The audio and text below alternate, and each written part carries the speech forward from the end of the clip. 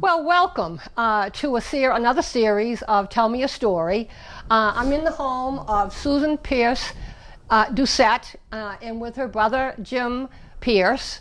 And this lovely home is extraordinary, and we're going to be seeing some of the extraordinary archival things that the family has saved in this home. But right now, I want to welcome both of them to this Tell Me a Story. And you're going to be impressed, I think, with the number of relatives that they have. It reads like a sandwich history book, really. Yeah. So, but maybe we can start with the Fosters. Maybe David Foster, the one who actually came, the first Foster that came to Sandwich. You want me to? Please so. Okay. Well, David Foster is known to have lived in the Skiff House, which, if you're in tune Sandwich history, Yep. the Skiff House is a pretty old house in town, and it's named that, I guess, because it was built from boards from a skiff, is what we were told. Oh, really? Yeah, I guess that's Neat. Got the Yeah. name. And he moved here. We think he moved here because of his wife, Lydia Gifford. I think she maybe met him. He lived in Maine on Deer Island, and something brought him here for farming. Sure. The Giffords have a lot of property, and so the piece of land goes from basically 6A all the way down to the beach that was Gifford property. That large. Yeah, right? there's Yes, a lot the of original farming parcel. property. It was, sheep pastures and all the things Sure. that go with farming. So he was there. He had like 6 children, but only 4 of them survived, like used to do in those old days. Sure. And the 4 of them are the ones that are our generations coming along and makes us be here. Well, let's see now. That was, help me out, Will and John and Gertrude and Cyrus. Bertha. Bertha. Bertha and Cyrus. Bertha and Cyrus. And Maybe we could talk. Bertha became Bertha Putnam, Oh, okay. and the founder of the Greenbrier Spa, and she passed it along to her daughter. What was it? Ida. Ida. Putnam. Ida. Yeah. Ida Putnam. Who eventually passed it to Martha Blake, and now it's the Thornton Burgess Society. Yeah. It's evolved. Yeah. Yes. What about, maybe we could talk a little bit more about the Fosters. So, Will Foster. You have some interesting stories, I think, about Will. Yeah. Will, I was thinking that he was, as I went through my books, he wasn't the oldest son, but he is the one who wound up taking over the property when David and his wife Lydia passed. So usually it goes to the oldest son. Sure. And even though it was the Gifford property, and Lydia should have been the one to get it, in this day and age, Lydia would have been the one who would become the named owner. His mother. Yes, right, Will's mother. It's not the way they used to do it back then. So Will and his wife Emma used to come down for summers to visit his mom and dad. And his life kind of went a little different. He was living in Boston, and his wife was high society, Emma. And his life was pretty good in Boston, but there was a fire in his factory. He did leather work for trains and that kind of thing. Did it in Sandwich on horses. Oh. Fancy leather work for horses, and if you had one of his rigs, you had a fancy rig. Now, about what time period are we talking? Well, Will was born, I think, in the 1850s. Okay. About, But right? So that- pre-World War I. It was like okay. Definitely, yes. early 20th century. Yeah. Okay, yep. Yeah, when his business eventually failed, it was the same time that they started having high tariffs on, or better tariffs on incoming goods. Oh, sure. And he couldn't afford to get his leather for the price that they were charging. What was that? That was like Turn of Grover, the century, yeah. Grover Cleveland's time. Yes, Okay. yeah, his second Okay. time, yeah. Yeah. So he was very, they were very well to do, and the kind of things that I have around the house, most of them were Emma's, and the portrait of Emma is up on the wall where it takes a ladder to get it down. So it's there, and, you'll And maybe we'll get a picture we'll of it. see that. Yeah, Yeah. you'll get a picture. Yeah. So she was from high society. Her mother was high society. Her father was the CFO of the Atchison, Topeka, and Santa Fe Railway. So he was very well to do. And she had 3 brothers who didn't survive pretty much to adulthood. So Yeah. she was the only child from the time that she was like 24 years old. And so she inherited everything that belonged On that to side, that yes, side. yes. So that added to their wealth. And I think, I don't know if Will bought out his relatives or what, but he wound up with a sandwich property that way. And that's well, again, that's the skiff house. Now, that would be the time period when, was John the oldest of the boys? I think Cyrus was the oldest. Oh, Cyrus? Yeah, Yeah. I looked it up, and it was Yeah, Cyrus yeah. was the Okay. oldest. And Now the skiff house, Jim, that has the Fosters were Quakers, were they not? Yes. Okay. There are some interesting stories, I think, about the Quaker, the skiff house and the Yeah, Quakers. Can you tell us a few stories about that? Well, I don't know how much I can tell you, but apparently they were involved in the Underground Railroad, conducting escaped slaves from the south up to Canada, and that is rumored to have been one of the stops on the. How much proof of that is there? We're not. We have some old newspapers and stuff that were saved in the Gifford desk. The Gifford desk is something that kind of got handed down, and it got to a point where somebody wanted to clean it out, and I think our cousin Billy has the desk right now, but the papers didn't get thrown away yet. Yay! So there's a lot of stuff in there about abolition, and that kind of ties into Lydia being the one that inherited, because she had a brother, but he died when he was 31, and we have his obituary, and we have letters of condolence from some of the Quakers that they knew. And it kind of suggests, from what they're saying, that he may have been part of the Underground Railroad and got caught, and somebody was mad and did away with him. And it may also explain why Lydia met David Foster in Maine, because she could have been ushering somebody. They were active in that abolition thing, so maybe that's how she met him. But I don't have anything that proves that. Yeah. Now the skiff house, did it have a secret place in it? Supposedly. Yeah. Yeah. Yes. Yeah. Behind the fireplace. Yeah, Oh, yes. I've seen it. Yeah. Have It's you a really? It's a tiny little Hiding space, place, but yeah. Yeah. but it's behind the fireplace and on the Yeah. first floor. Not very comfortable, but I imagine people felt, well, they're being saved, but as long as they're being, Yeah. They the didn't comfort. stay there that long either. Yes. That was a stopping point to keep going. Yeah. Yes.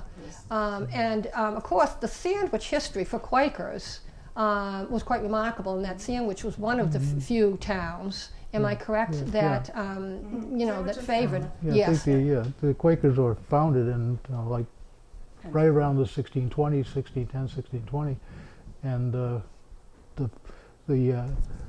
the Quaker Meeting House down in East Sandwich has got the claims to be the longest continuously active Quaker meeting in the United States. Yes. They predate the Quakers in Pennsylvania by a decade or two. Isn't that something? So of course, your foster relatives certainly Pretty much were everybody that lived around Spring Hill. There were a lot of There was people a- all around Spring Hill. that were Quakers. Right, and That's that's what where they the Quakers that built the quilt that we'll eventually talk about. Oh yes, yes. Yeah, they all got together and helped Yeah. make that. Yeah. But if you name the people all the way around Spring Hill, they were all part of They it. were originally their ancestors. How about John Foster? That was Will's. Who's going to take that one? Yeah, my role in this has become one. Even though Joan contacted me first, really my role evolved into just getting go see you. Sue. Yeah, she's been the family archivist for years. Yeah, Whenever it's fun. somebody got something. It is. that Yeah. she- Yeah, I enjoyed it. So, well, John, I don't know how he ended up in Europe as a dance master. He had dancing academies in Paris and in London, and met his first wife. His first wife was French, Celeste, right? She was designed clothing for the for the royalty in Europe, In Europe. at the time. Like Dior, she was a big name. Oh, Yeah. back then. Yeah, Yeah. and she also had in New York and in London and What was her full name? Celeste Dautricourt. Okay, definitely French. Yes. Yeah. Yeah. And so John Foster married her. Yeah, and then my guess is that they saw the writing on the wall before World War I, and they sold, and he brought a lot of money with him, and that's how he ended up with the property where the masthead is now. Yeah. Let's talk about the built it. masthead a little. That's quite a They were property. characters. I think both John and Celeste are characters. And this masthead, if anybody knows what it looks like, the back end of it looks like a ship, like the poop deck or whatever you called it on a ship.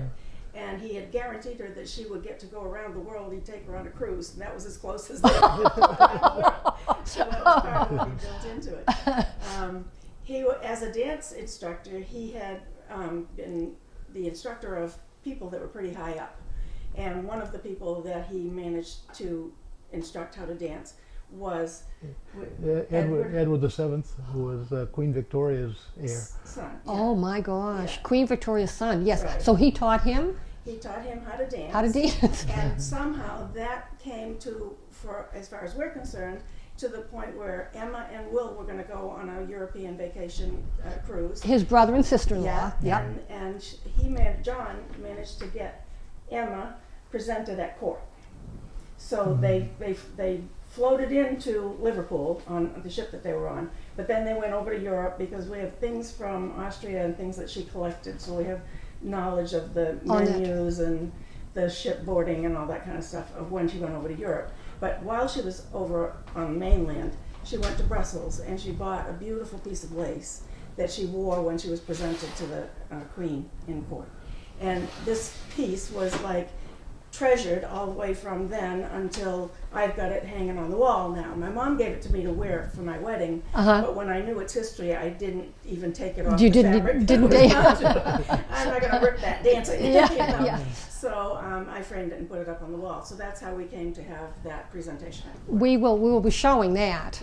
That is just extraordinary, that piece that you have. Yeah. It's amazing Yeah. when you figure it's all handmade. Yes. It's gorgeous. So they came back, as Jim said, probably to something to do with the First World War, you know, getting it out of there. So they came back to Sandwich. Was Will living in the skiff house at that point? At that point, the mother had died and the father had died before her. Okay. They had enlarged the skiff house a little bit. Will and Emma had 2 sons who were in their teen years. We've got pictures of them standing in front of the skiff house then. Yeah. And they both went off to different directions. But they did pretty well before the Depression came. They were doing okay. Because Will owned all of that property, he gave a place for Cyrus to build a house, and that's, what was the name of it? Bush was the people that lived in that house. Oh, yes. Across from the entrance to Greenbrier. There's a Yes. house there. It has a big porch on it. Yes. Right, as you go a little further on 6A, right on the same side of the road as the skiff house. Okay. Okay, and that Okay. was for Cyrus, so he gave him the land and that's what he put there. Yeah. And Cyrus's son Chester had traveled with John over in Europe because he was an artist, got a had fancy Van Dyke kind of a Oh, no beard kid- with yeah. pictures of him. And so Chester got some property where the Walkers, Inge Walker, now I think it's Earl. Okay. Didn't Billy Earl move in there? So that's at the other end of Spring Hill, kind of. So they were That boom, was boom, all boom. part of- yeah, Yes. It's all right around the Yes, skiff they house own- driveway comes off of Nye Road just before Yeah. it enters Route 6. Yeah. And then Will gave John the best property on the lot, which was up on the highest part, up on the hill, and that's the masthead. And that's the which masthead. In our day and age, when we were at the boardwalk jumping in the water, you could see the masthead now. Yes, It's yeah. kind of behind bushes and trees. Yes, the trees have grown, so, Yeah. yes. But have either of you been in it? I went in like 2 years ago because I had a gown that had the Dotricourt waistband in it. That's how they used to identify that they had made it. So it said Dotricourt in the waistband. And I had pictures, like 11 by 14 pictures of John and Celeste, nice professional portrait kind of things. And I thought, and Jim got me in because I didn't know. It's Don Allen's. It's one of the Allen One of the brothers. Allen brothers is yeah. the one who owns it now, and he's renovating. He's restoring is what he's doing. He's not changing it. He's putting it back Good to for what it him. was. Yes. There's a room there that's a Delft room that kind of inspired me to do the Delft stuff that I've got upstairs. And he's saving every scrap of wallpaper and trying to put it back where it was. Wow. He's done a really nice job. As of the time I was there, he wouldn't show me upstairs. He said it's not done. It's a Oh, mess. yeah. He didn't want to probably disappoint He you. wants to show Yeah, when it is yeah, done, so- yeah. But the kitchen was beautiful, had been redone or restored, and he's keeping what they had. So not the easiest kind of kitchen to work in, but that's what he wanted. That's what No, he's doing. no, yeah, Yeah, as I yeah. remember, there's a huge fieldstone fireplace in there, and it's in the part that's shaped like the stern of a ship, as I recall. Yeah. You could walk into it. And there was a dance room there. He Oh, I would still imagine, yes, held big because, parties. yes, Which oh, the Quakers down on Spring Hill were not real happy. oh, They were of nice. course. Yeah, and when he was Yes. holding a party, they'd be coming in by train into Sandwich, and that it was noisy from the train station all the way to up at the party. So, but one thing that's funny about the Fieldstone fireplace, beautiful fireplace, is that they decided they were pouring. I forget what they're called, but they're like Inglenooks maybe, where you can sit Oh, by the sit on either fireplace. side? Yeah, Mm-hmm, on either yes. side of the fireplace. Well, they were there. He and Celeste were there when the cement was being poured for that. and they put their bare bottoms in the cement. So we can You go still. look at it and there's your seat. There it is. We're here for life. We're here forever. A forever moon. Yeah, right. You brought up the subject of the Putnams, Jim, and that originally the Greenbrier passed down to Ida Putnam. I think there's an interesting story there, isn't there, with the John Foster and his wife? No, that would be Will. Will Foster. With the high society that they had in Boston. Apparently their cook. Oh yeah. Yeah, Yeah, the family cook at one point was Fanny Farmer. was So, Fanny Farmer. Yeah, I think it was when they were in Newton Center. I've done a little bit more research and had somebody else do it for me. Yeah. And so it was when after they were in Boston and Back Bay, they moved out to Newton Center. And the house that they had out there, they had several of the people that worked for them are named. Fanny's is not one of the named names because cooks were not that. Oh. This was upstairs, downstairs deals. Yeah. right? Yes, yeah, The yeah, butler's yes. named and the something else is named, but she is not. But that's where they had her. Well, she proved them wrong in that, didn't she? Yes, she did. Fanny Farmer cookbooks, I mean, they are. Yeah. She So, was so Julia Childs before Julia Childs. yeah, really, really. So, was it Ida Putnam? Was it? Tell us that. When Fanny would come with them for the summers, Ida was of the age where she liked to watch what Fanny was making and work with her in the kitchen. And so the recipes that Fanny was making for the Foster family were ones that Ida carried forth and used at Greenbrier. And the whole connection to Europe, when I worked at Greenbrier, it was the first job that I ever had. Oh my gosh. Sticking labels on the jars and cleaning up that white stuff that they wrapped everything in. It was all over the floors, Yeah. which I really would rather clean up dirty than so it was nice. I knew where I'd been. Yeah.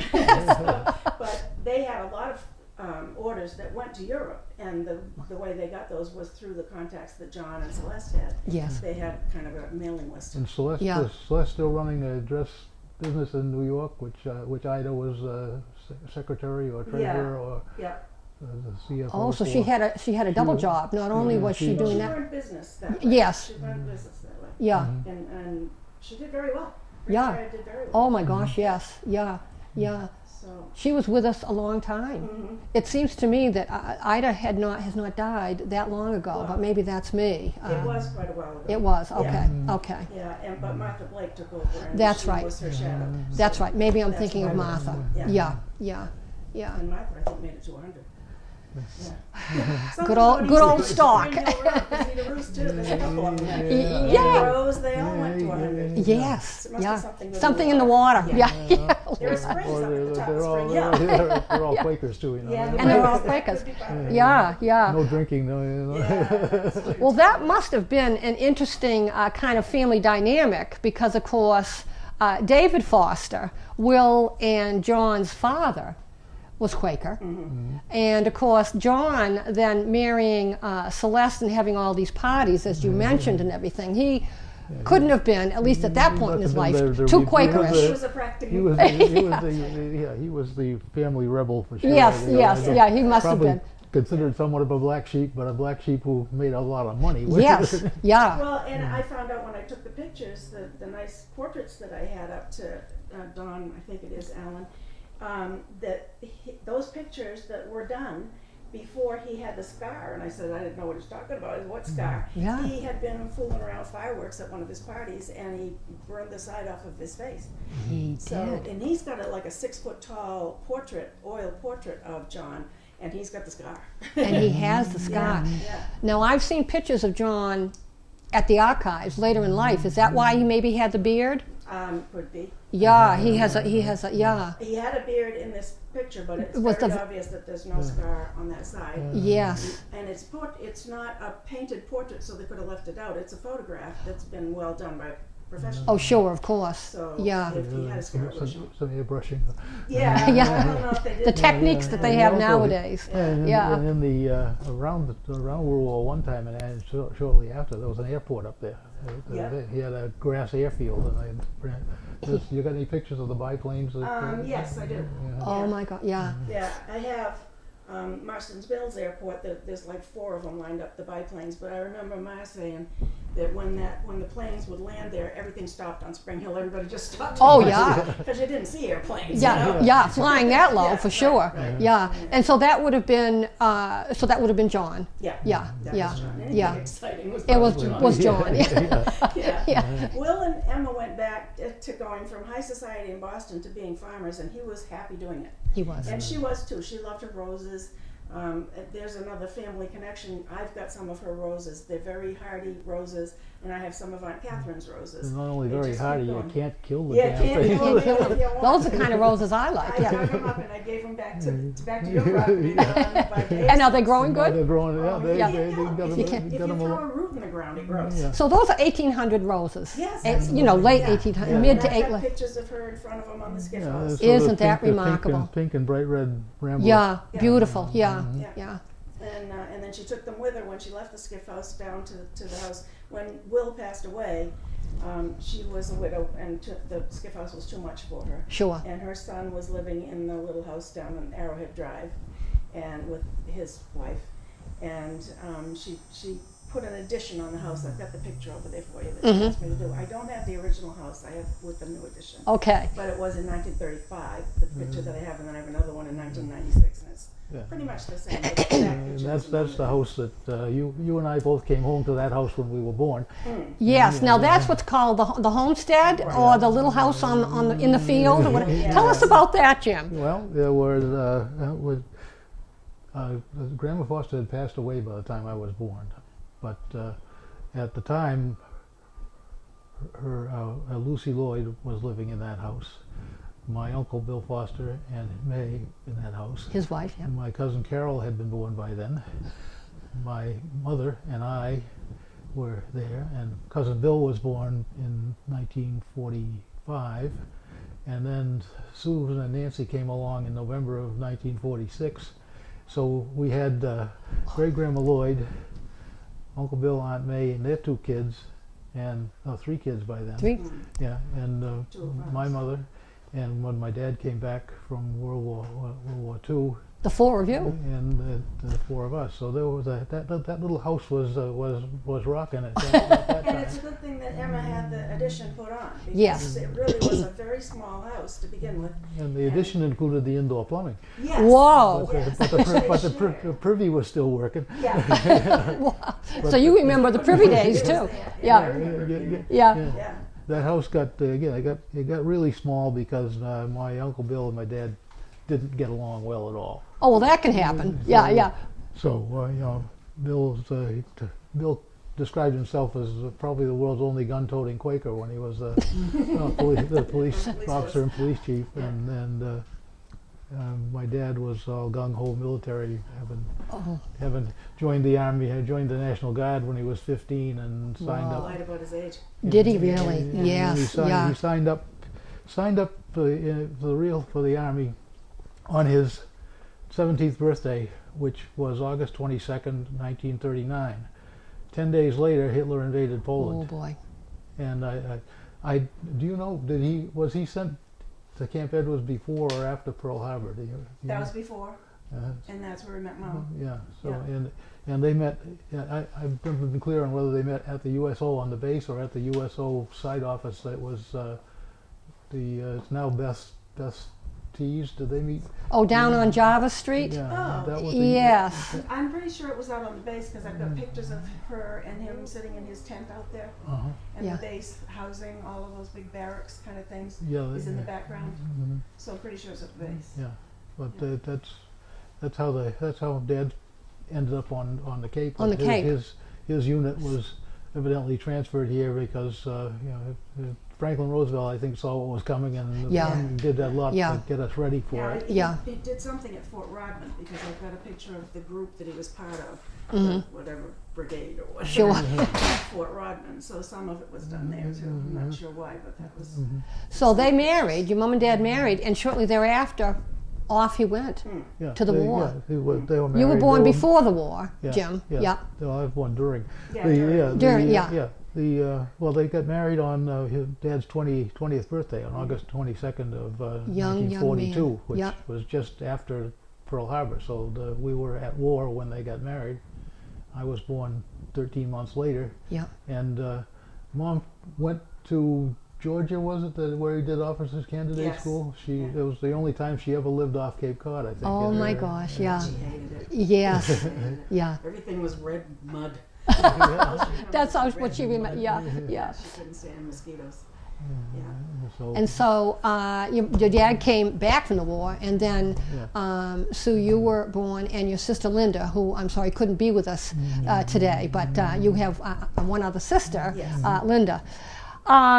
So you all ended up at one time in that little house in the field on Arrowhead Drive. Amazing. And Yeah. then, But what's interesting is that we all ended up in that house for that period of time, but then a few years later, that house had a little fire, Oh. and we all wound up in Mom's house. yeah, which was even smaller. 900 square feet. in Mom's house. No. I remember us being stacked like cordwood to sleep in the corner of the living room. You know, I don't remember much about it, but I know it was because of a small fire. So that was in the late 40s? I don't know. Do you know when fire was? We were all alive. I mean, Yeah, if you don't it was- remember, you were 46, I know I that, think it yeah. was 50. I think it was 50 or 51. Oh, okay. I think Yeah. actually it was after the Korean War started. So that late 50 or early. The North Koreans invaded South Korea in late 1950, I think. Okay. Was your grandma Lloyd still alive at that I point? don't think so. She died in 51. Okay, Yeah. okay, Yeah. yeah. Let's talk about the Lloyds. There's another,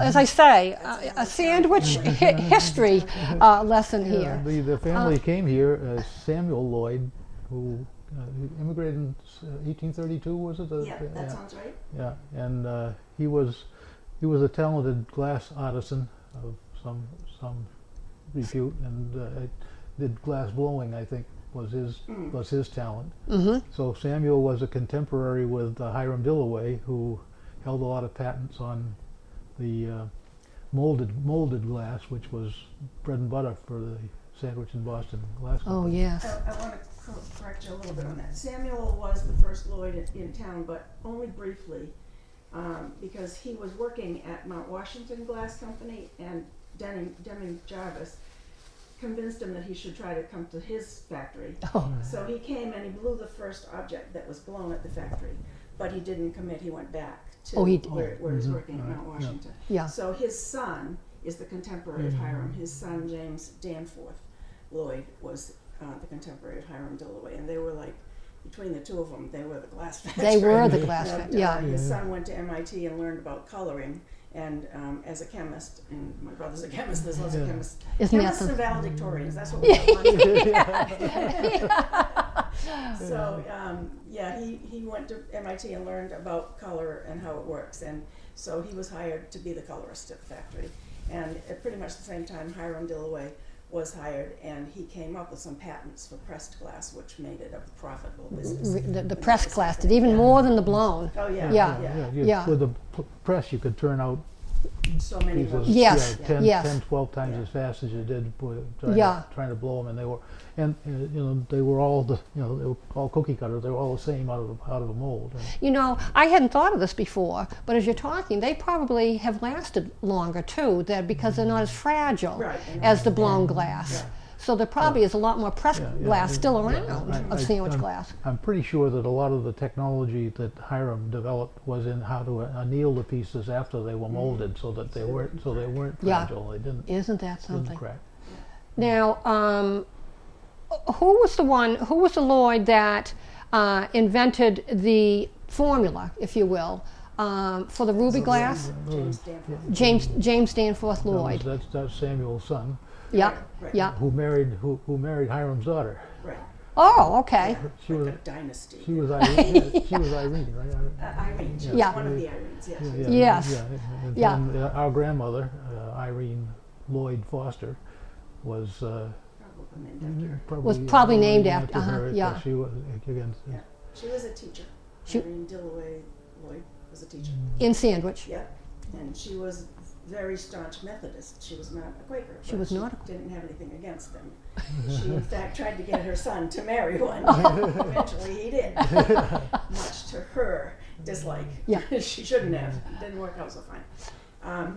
Anyway, So that's JD. That's JD. That's JD. Jim has told me a little, the infamous JD. He's Yeah. Still away. He's the Yes. source of whatever larceny is in my blood, I'm sure. Yes. And we all have one. Yes. He wasn't a horse thief, but he invented a company. I have the stock certificates that he used, and he sold stocks to this company that his name was on the treasurer's line and the president's line, and he sold people stocks to this. It was a tool and die company, kind of thing for making machinery. Sounded legitimate. Sounded good, and he had all stock certificates to show people, and so he sold a bunch of those, and then somebody said, "Hey, where is this company again?" Yeah, he had a bachelor's degree from MIT, right? Yes, he And did get his bachelor's. And he worked at a tool and die place over in Cranston, so he knew the tool and die business. Business.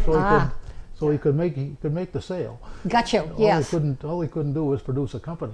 Yeah, or produce any money for people. Right. Yeah, They yeah. wanted to know when they were going to stop making money from this company, and the police got after him, Wow. and he took off and headed west. And I have a letter from his brother. His younger brother was 10 years younger than him, Charlie Lloyd, who's the one that married Ida Lloyd, and that's the house on Main Street. And she was Ida Nye, actually. And I have a letter from Charlie written to his big brother saying, "Keep going, they're still looking for you." It's a wonderful letter, and it's the scrawl of a teenage kid, not good handwriting. or anything. Sure. That was, the way that JD kept going. And supposedly he wound up in Oregon. He died in Oregon.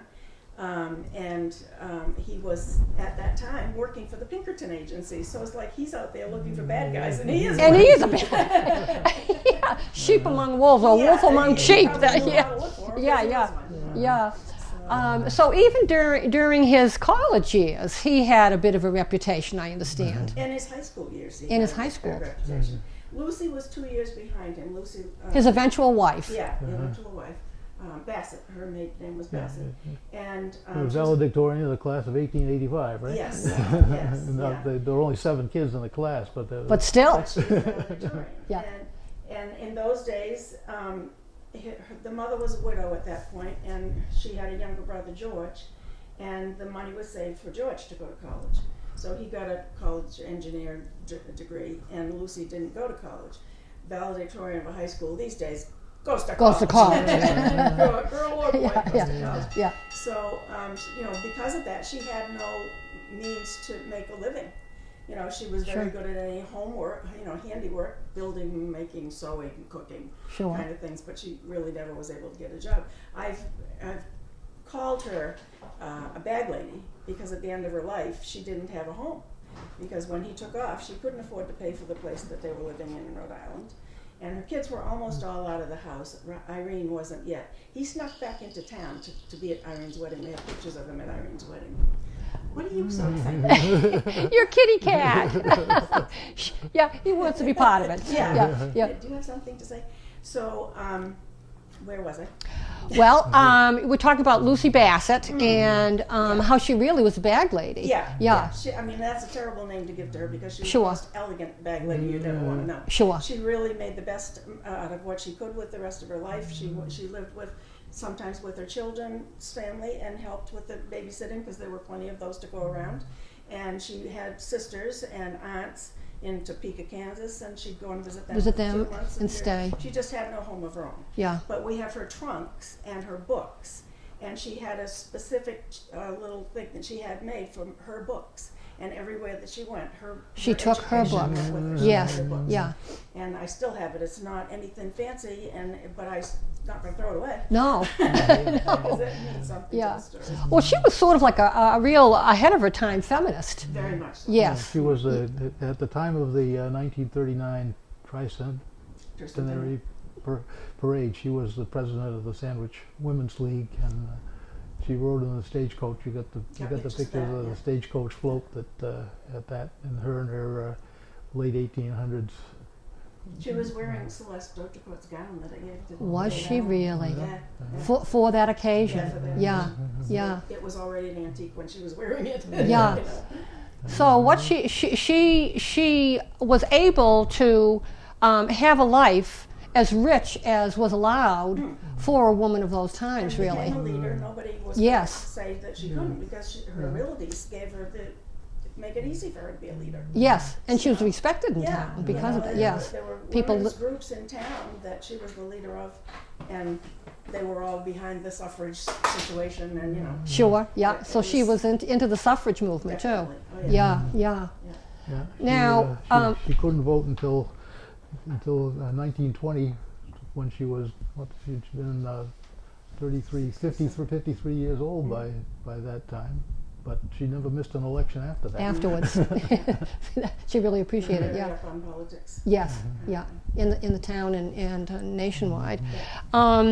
So Irene Dillaway and her son J.D. Dillaway, when he was in college, Yes. MIT, you've shared with me some wonderful letters Yeah. that the mother Irene wrote to J.D. Can you share some of the stories with that? Well, I gave you the abbreviated version of it all because these letters are long and lengthy. And, How many of them?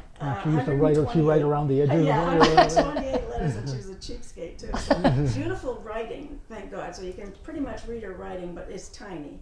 And she would write it, fill the page with the lines, and then she had a little bit more to say, so it went up the side and across the top. And sometimes she would write right over, so it's really hard to read what she said, but she would write right over what she'd already written. But mostly these letters were jam-packed, full of, I hope you haven't missed church this week, make sure you do this, make sure, nag kind of stuff. Which kind of explains why he was such a rebel, because it was like, she's not looking now. So Yes, I'm under her, out from underneath her thumb. I'm making her happy, but I'm not.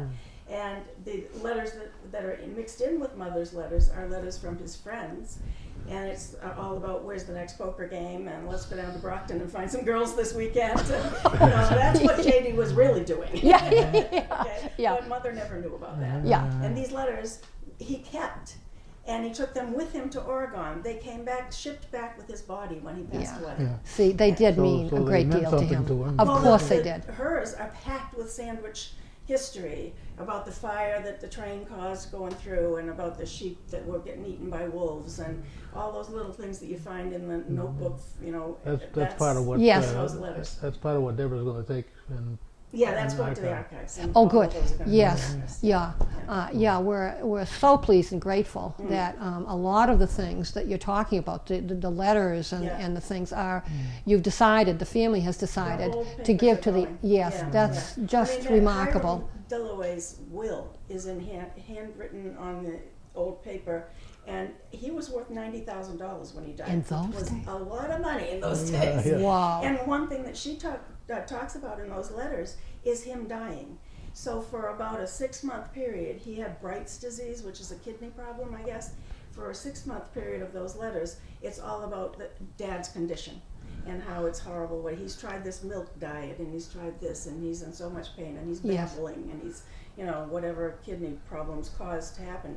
Word for word, she's sending that off. Yes. And then To when, JD. when he was actually dying, she sent a postcard for him to come, and he didn't evidently come, and Mother wasn't happy about that. His son JD didn't come His after his, grandfather was dying. oh dear, yeah. And I kind of don't think JD got much from the grandfather. Uh-huh. think the grandfather had his number. Ah, And, Yes, and yeah. From what I see and who gets what. yep, Not a you lot goes can, to you can JD. determine, yeah, he Yeah. didn't get a lot of the 90,000 Yeah. and the Division man's of holdings, properties. yeah. Probably, it's probably about go back to that time, probably about a factor of 1,000, so it's probably about equivalent to 90 Yeah. to 100 million dollars. Imagine. Yeah. Yeah, Yeah. yeah, And with it, with the wording in the will, like that always is, that legal terminology, is all of his advice to people. Don't be a sucker. Don't, if it sounds too good to be true, it is. Oh, really? So he gave money and possessions, but he gave suggestions. Like, don't buy bogus stocks in a company. That kind of thing. Where do you think, Yeah. JD got the idea? Exactly, Yeah. probably. Yeah, even from his grave, he was Yeah. trying to keep that money rolling. Yeah. Oh gosh, such wonderful ancestry stories. I do want to sort of come around though and talk about you, having grown up in Sandwich. back we in. can add that our mother was valedictorian of her class. Yes, can you He was say? valedictorian of his class. My sister was valedictorian of her class, and my daughter was valedictorian of her class in Bourne. She went to one. Everybody else was here. She grew I was past it. salutatorian. And in fairness, Oh. I gotta tell you, I didn't want either of those because it meant I had to make a speech in graduation. Oh. So who was the valedictorian? Valedictorian was a girl who had just moved to town. But Oh, yeah, her I don't grades were so good that they couldn't put somebody above her. Yeah. I thought Carlo Polo was going to get it. Yes. But it was, what was her name? Beverly something? Oh, Morrison?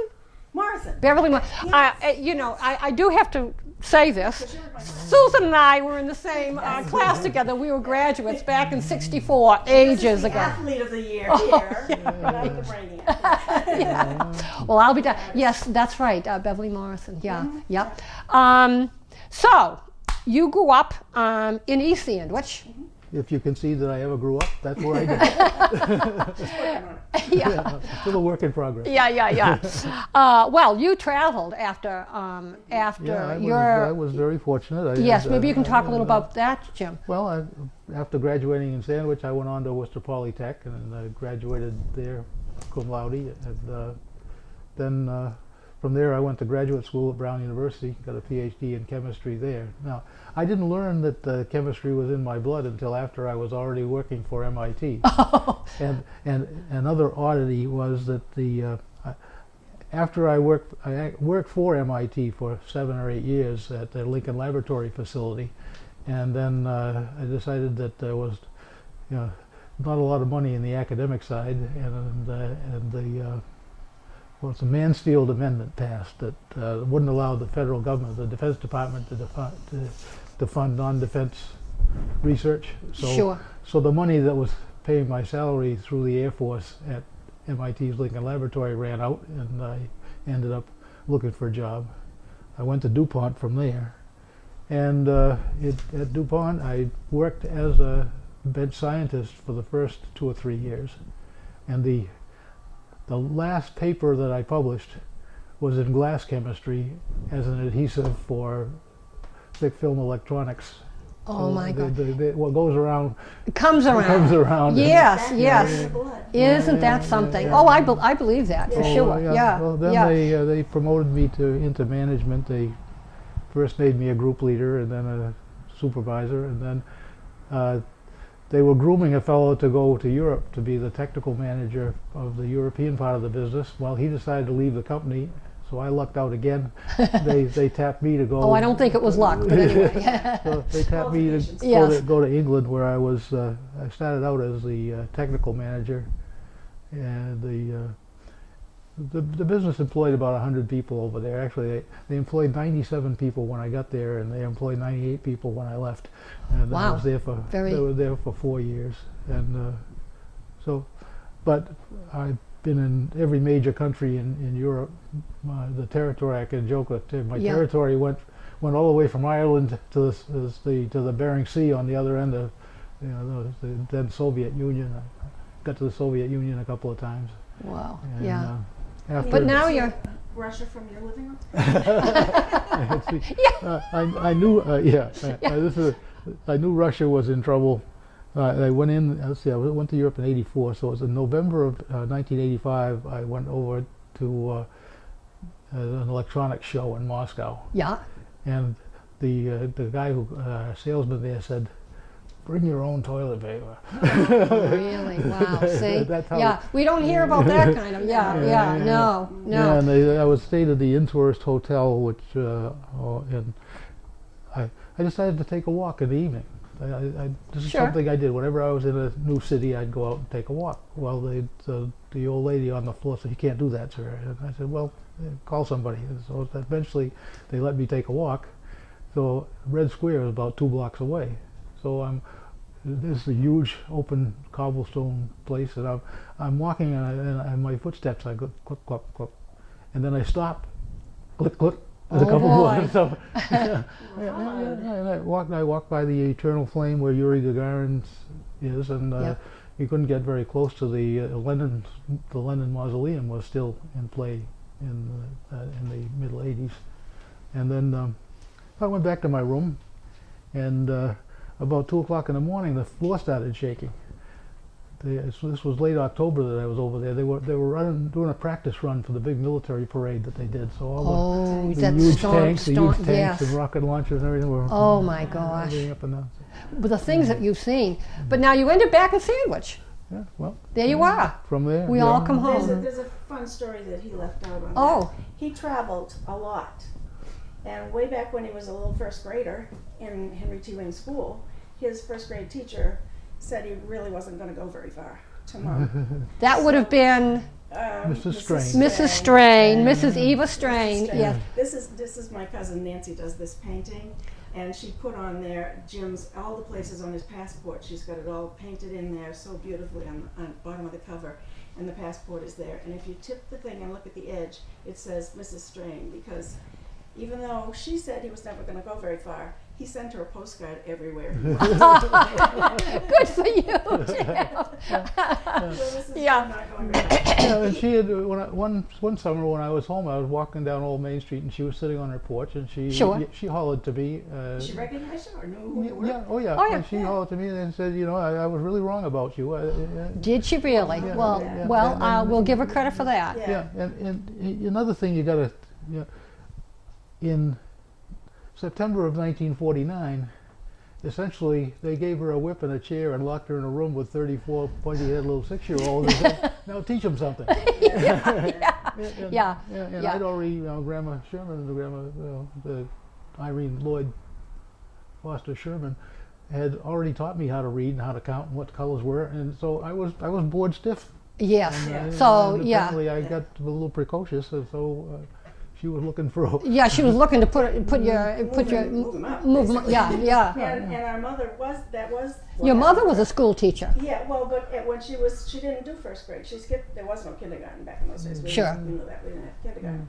But she was Uncle Bill had taught her everything. He was 2 years older than her, and he taught her how to read and write and anything she needed in first grade. So they didn't even put her in first grade. They skipped her to second grade. So she was 17 when she graduated from high school and went on to Bridgewater and got her teaching degree. at Teaching. Bridgewater. Yeah. And she taught in Sandwich. Yes. Well, she Briefly. stopped. Yeah. Briefly. Yeah. She taught in Sandwich when I was in the 6th grade. She taught the 6th grade when I was in the 6th grade. Oh boy. She didn't realized know she whether- didn't want to do that. I didn't know whether to say Mom or Mrs. Pierce. Yeah, who she was. Exactly, Yeah, exactly. yeah. Fortunately, a full-time job came available in Mashpee, so she did her teaching in Mashpee. Yeah, the year after yeah. that would have been, so when I was in 1954 when she taught 6th grade in Sandwich, and then the following year she got the job. She started out teaching 3rd and 4th grade, was it? I think so. They were And mixed because it was the small school school. was Yeah. so small she had to 2 grades, and then when they split she got 3rd grade, and then one year they could find a 3rd grade teacher but they couldn't find a 2nd grade teacher, so she ended up in 2nd grade. And so a woman She was who going down. a woman who got Yeah. a degree in teaching high school math and geography ended up teaching the 2nd grade in Samuel G. Davis School over in Mashpee. Yeah. So, growing up in East Sandwich, what did you do for fun?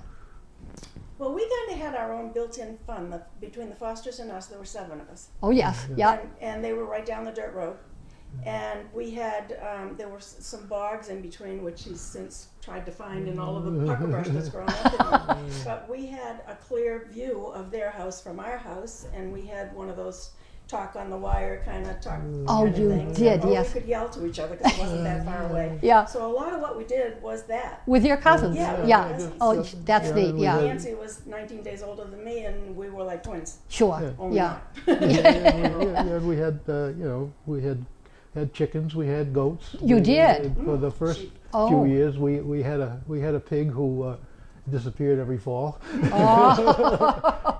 So you didn't get attached to the pig? No. No. We did name them, and you shouldn't have done that. Oh boy, no, Yeah. no. So you were responsible to take care of those animals and, Yeah. and We all- feeding we all them had and chores to do, and Yep. And there were always kittens. oh yes, Always kittens. always kittens, yeah, little I kittens. think I started picking cranberries when I was about 10, Mm. and Whose bogs, Jim? the Fosters. The Fosters had- Yeah, there were several They had bogs, didn't they? Yeah. Yeah. Well, my great grandfather. Oh no, but my Mom's father was, he had bugs. yeah. And there's a string of bogs that runs from as you come down Spring Hill Road, as you go down to the dip there where there's the duplex. Yes. The one on the right there coming in was Pete Blake's bog, and then Okay. the next one was Don Small's bog, and then there's a piece of upland where my uncle had a vegetable garden for quite a while, and then there's a string of two small ones and a I think 5 or 6 acre one Yeah. that go down through there. There's still cranberries on the big one that's There the is. closest to the beach, but not there's few vines. You can go down in there and hand pick a few, probably not yet, but in a couple of weeks. Yeah, yeah, it's getting to that season. Yeah, And so Slim pickings. yeah, yeah. yeah, so those 3 bogs were they were still profitable in the early 40s. And then Makepeace and Ocean Spray were separate companies back then, and they had some kind of price war that Oh dropped boy. the bottom out of the cranberry market. That's when Uncle Bill went broke in the 47, 48, and got the job as a night policeman in Sandwich. Yes, in let's. 49. You referred to Uncle Bill a couple times. I want to make sure that we, your mother's brother, that we identify who that is and what his role in Sandwich was.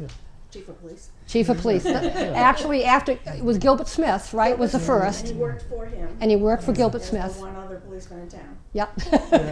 And he had a somewhat low opinion of the finance committee because the finance committee wouldn't. They finally caved in 1948 or 49 and decided that we really needed to have a night patrolman, and that's how Bill got the job. But then he went up against the finance committee to try and get his officers. I think he wanted a 40-cent an hour pay raise for the officers, and the finance committee put a nix on it. So Yeah. he resigned. He'd probably be rolling over in his grave to know that I'm on the finance committee. Yes. Right. Right. Yeah. Or you would have voted the way. Yeah. You would have voted the right way. Yeah. How about as you grew a little older, the jobs that you may have had in town? For me, it was I started at Greenbrier sticking labels on the jars, and then I went all the way up to Simple Fare as a waitress working for, what was her name, Tully. Little Tully? Lil Tully. Yep. It's a different store now, but it was a breakfast place that was a hopping breakfast place. It was now that was, where was that located? That was on 6A. Yes, and it was, let's see, Liberty, you know where Liberty Street is? Yes. You're leaving town headed to East Sandwich. It was after Liberty Street. There was one house on the corner there, Liberty Street, and then there's a little And then building there down on the Yeah. marsh. Yes. Yeah, Yeah. and then Lil lived in that house on the corner, right? I think so, yeah. Yeah, Yes, and I believe so, yeah. and it's a law office now. Yeah. Sullivan and Sullivan, I think. Yeah. And, And then I went to work for Betty Ann's up in Oh, you did? Buzzards Bay, yeah. Up in Buzzards Bay. My Yep. mom got me that job because she went to school with the Van Buskirks that were, or I guess the wife's maid name was Van Buskirk and was in her class. Oh, So she okay. called and said, "Can Susan work for you this summer?" So I off. worked there. Yeah. Yeah. We're in the ice cream business whenever possible. Yeah. Right. My kids are the same Yeah. way. And you know, it comes from Emma, the jeans for the ice cream, because they made their own in those days. But she has the most beautiful cut glass ice cream set and sporks, you know, Sure. gold inlaid sporks and everything. So And ice cream was a thing with her. do you have that? I have still? all that, Oh yeah. my gosh. Yeah. So then off to college. I went to Mass Art. My Yep. thing was art, which wasn't easy to do because there was no such thing as an art class at Sandwich High School when I was there. No. But from grade, I think your questions, one of them was, who was your favorite teacher in school? My favorite teacher was Florence Snow. She was my Oh. fifth grade teacher, and she saw my talent. And I had my mother actually. I think she must have paid her something. I hope she did. Anyways, I would go there after school a couple of days a week, and she would teach me the basics about different things. She Eventually helped me put a portfolio together so I could get into Mass Art, which was and still is one of the top art schools in the country. Sure. And so my degree is in art education, but I had a minor in pottery at that time. And I've had a jewelry business, and I've been back to teaching. I taught in Bourne for a while till I had my kids, and then stayed home with the kids for a while. And then Sandwich hired me to go in as a replacement of a guy that was going on sabbatical who taught metal shop, and I was a jeweler at the time, so they thought I was a good fit for that. So I was working in Sandwich High School as the metal shop teacher, and the man who built Sandwich High School wasn't paying attention to the venting system and was pinching corners here and there, and it was not vented properly, so I got cadmium poisoning working at Sandwich High School. Oh my And that was gosh. not a pleasant experience to go through, so I lost No. my job because I couldn't teach Couldn't. there anymore, yeah. And no one should No, in no. that area. Yeah, so then, and now I'm doing stained glass.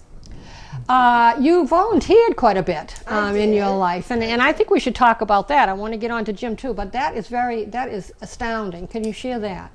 When my kids were in various sporting things, you know how sports takes the last dollar out of the budget for anything. The town budget here in Bourne, and my kids all went to school in Bourne, so the town budget for sports went down quite a few times, or other things. They cut things like they cut art, they cut the yearbook. And I came along and I had done the first yearbook in Sandwich High School because I think we need a yearbook. Everybody needs a yearbook. Yes, you did do the first. That was the first yearbook in Yes. Sandwich. I want to say that, and you were the one. You, I think, and Brenda Jan. Little. Yes, Janie Karen, yeah. and Janie Karen. Yep. And there weren't that many. There was 17 in the Yeah, graduating we wouldn't have had a class, so yearbook we all helped. without you. Yeah, yeah. So I took my yearbook knowledge to the year that my son would have been needing a yearbook. He wasn't going to get one. And so that began 10 years of doing volunteer work. And to do a yearbook, you don't realize it, but in those days, in the 90s, early 90s, it cost $40,000 to do what you do for a yearbook, to publish that. Sure. That's what you owe the publisher. So you got to sell the yearbook, you got to sell advertising, you got to do, It got to the point where people saw me coming and they ducked. Because I was usually selling something. Right. So, but between the yearbook, for 4 years I did it, so $40,000 a year for that. And then I was running the hot dog stand over here at Keith Field because the baseball team wasn't going to take place if somebody didn't raise some money. Yes. So Pudge built the hot dog stand. This is your husband. Yeah, he Yep. ran a snack bar. His family owned a snack bar right there in Saginaw, and he knew all about restaurant business. And so he built it for me, and we stocked it accordingly, and hot dogs and pizza and a couple of meatball subs, and that raised $10,000 a year for 10 years. So I'm very proud of the fact that I've raised over $250,000. Yes, you have. Yes, and you should be. Yeah. Yeah, that's amazing. So, yeah, And yeah. it all was for the help of the kids. Yes, you know, exactly. and things Exactly. that they wouldn't have had. And it makes a difference that kids have that kind of stuff in their lives. Absolutely. Teams teach kids how to work together. Yeah. They may not be stars, and none of my kids were stars, but they all wanted to do. They wanted to play. Sure. And, Yeah. and you have a good group of friends around you by doing it. It's a really good starter. It is. You as an athlete, the friendships. Yeah. All the friendships that you. Yes. Yeah. Yeah. And you learn to work and with people and It's something to do so the idle hands don't find. Yes. the other. Yes. There's no bowling hours. Yeah. No. Bourne is losing everything. Jim, you mentioned that you're on the finance committee now, I am. but that's not been your only public service job in Sandwich. No, I guess not.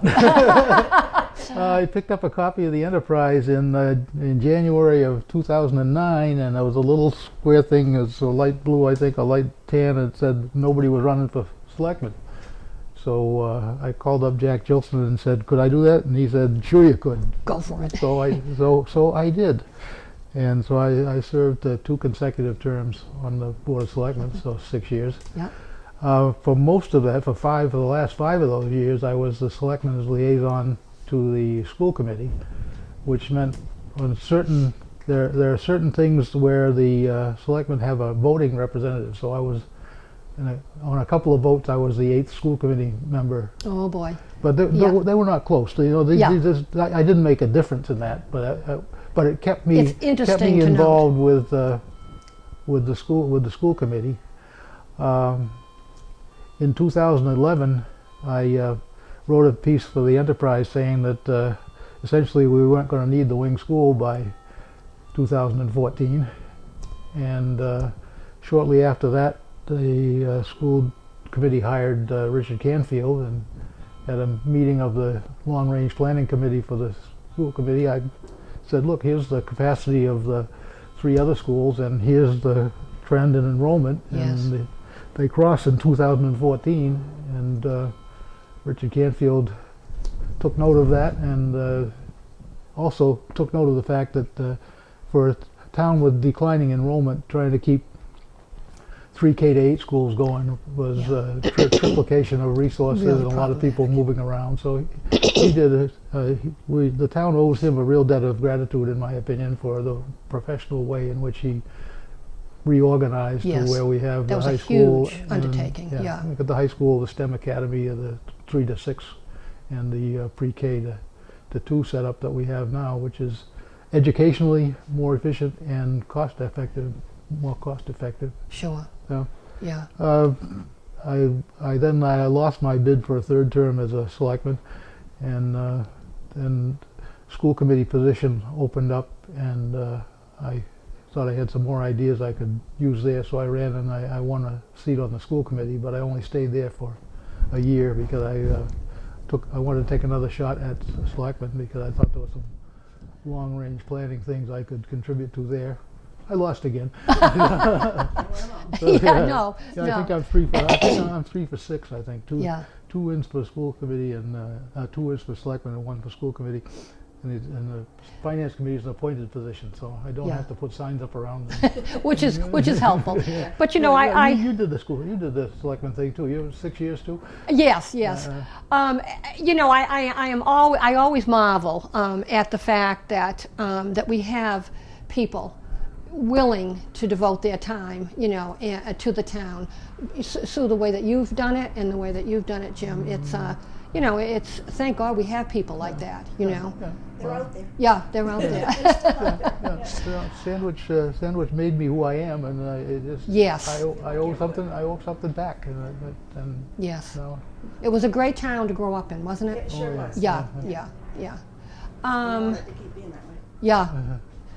Well, I want to thank the two of you for just inviting me into your home, Sue, and having a lovely chat. And I think that anyone who views this video in our little chat is just going to be, I've done a few of these, and none that I have done, family members have such a huge connection to the town and with the various family members that you have.